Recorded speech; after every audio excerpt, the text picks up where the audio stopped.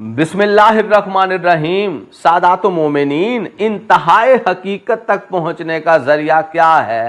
آئیے دیکھتے ہیں۔ قرآن کا دعویٰ ہے کہ کتاب ہدایت صامت ہو یا ناطق انہی متقیوں کے لیے مشعل راہ ہے جن کا غیب پر ایمان ہو۔ سورہ بقرہ آیت نمبر 2، جن کا غیب پر ایمان ہو۔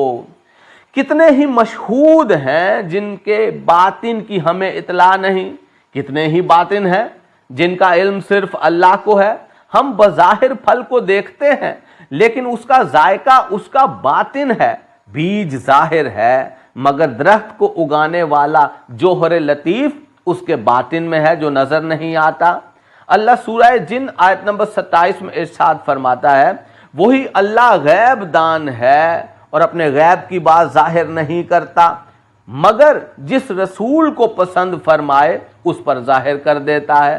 قرآن میں کئی مقامات ایسے ہیں جہاں سریت یعنی اسرار الہیہ کو تسلیم کیے بغیر چارہ ہی نہیں، جیسے کہ حضرت موسیٰ علیہ السلام کی حضرت خضر سے ملاقات، اسی ملاقات میں بنی ہوئی مچھلی کا پانی میں چلے جانا اور زندہ ہو جانا، حضرت خضر علیہ السلام کا کشتی میں سوراخ کرنا، لڑکے کو قتل کر دینا، گرتی ہوئی دیوار کو منہدم کر کے پھر بنا دینا، یہ سب حضرت موسیٰ علیہ السلام جیسے پیغمبر اولی العزم کے لیے بھی معمہ بنے رہے، راز بنے رہے، جس کی وضاحت بعد میں جناب خضر علیہ السلام نے فرمائی تھی۔ اس کے علاوہ جلوہ طور، ید بیضا، عصا کا اسدحہ بن جانا، بنی اسرائیل کے لیے چشموں کا جاری ہونا، قارون کا زمین میں دنس جانا، دریائے نیل کو بنی اسرائیل کا پار کر جانا اور فرعون کا ہلاک ہو جانا، اس کی لاش کا عبرت کے لیے محفوظ رہنا، حضرت جرجیس کا 5 مرتبہ شہادت پانا، حضرت یونس کا مچھلی کے پیٹ میں تسبیح کرنا، اصحاب کہف کا غار میں سو جانا اور 300 سال سے زائد زندہ بھی رہنا، جناب ابراہیم علیہ السلام کا نمرود کی آگ میں جا کر بھی سلامت رہنا، جناب اسماعیل کی بجائے دمبے کا ذبح ہو جانا، حضرت عیسیٰ کا بغیر باپ کے پیدا ہو جانا اور پھر حضرت عیسیٰ کا اندھوں کو صحیح کر دینا، مردوں کو زندہ کر دینا، یہ سب ولایت الہیہ ہیں، اسرار الہیہ ہیں۔ سائنس کی اتنی ترقی اور اسباب مادی کی فراوانی کے باوجود انسان ایسے مظاہرے کرنے سے آج بھی قاصر ہے۔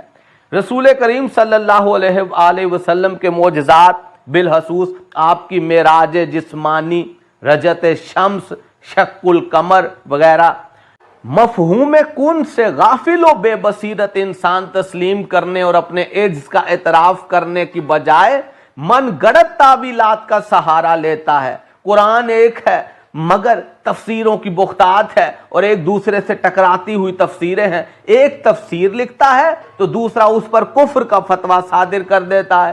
صحیح کہا تھا کسی شاعر نے، خود بدلتے نہیں قرآن کو بدل دیتے ہیں، ہوئے کس درجہ فقیہان حرم بے توفیق۔ راسخون فی العلم یعنی محمد و آل محمد کا ایک دروازہ چھوڑنے سے در بدری حاصل ہوئی۔ انتہائی حقیقت کا علم اور مافوق الفہم اسرار کی تفہیم اگر حاصل ہو سکتی ہے تو صرف اس طرح کے ہم زن، تخمین، حرص کو چھوڑ کر ارشادات معصومین کی طرف رجوع کریں جو مبدا ہیں علم حقیقی کے اور شک و ریب و قیاس و وہم و تخمین سے منزہ ہیں، تو پتہ چلا یہیں سے ہمیں وہ نور ہدایت حاصل ہو سکتا ہے کہ جس کو عقل نظری بھی ہمیں عطا نہیں کر سکتی۔ اب جبکہ اسرار الہیہ کو جاننے والا بھی راز بنا ہوا ہے، اس تک ہماری رسائی ممکن نہیں، یہ غیب کا پردہ ہٹے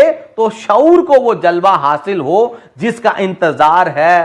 حضور علی یہ سارے راز و نیاز چیخ چیخ کر کہہ رہے ہیں کہ انتہائی حقیقت تک پہنچنے کا ذریعہ فقط الفقط ارشادات محمد و آل محمد ہیں کہ جس کا اشارہ اللہ نے سورہ آل عمران آیت نمبر 179 قرآن میں دے دیا ہے۔ اللہ نے فرمایا اللہ تم کو غیب کی خبر دینے والا نہیں، البتہ جس کو چاہتا ہے اپنے رسولوں میں سے اسے غیب کی اطلاع کے لیے چن لیتا ہے، لہٰذا اللہ اور اس کے رسولوں پر ایمان لاؤ، وہ چنے ہوئے محمد و آل محمد ہی تو ہیں۔